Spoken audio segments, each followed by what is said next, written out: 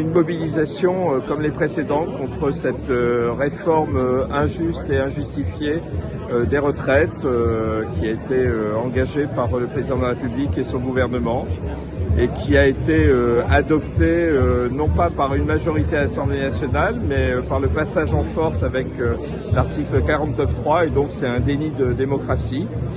Certes, cet article a été utilisé dans le passé par d'autres gouvernements, mais au XXIe siècle, on pourrait espérer une démocratie plus vivante, avec un Parlement plus représentatif, et donc ces institutions de la Ve République en France sont obsolètes.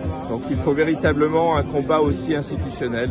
Et au-delà, c'est véritablement redire au président que quand 93% des salariés sont contre cette réforme, quand plus de 70% des Français, quand on a des millions de Françaises et de Français dans les rues, voilà, la raison devrait l'emporter. Le président doit retirer cette réforme ou alors la soumettre à référendum.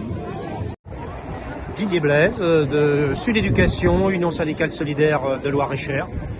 On fait une manif à Blois très forte.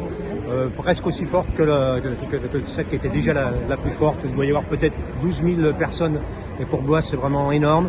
Et beaucoup plus de jeunes que d'habitude.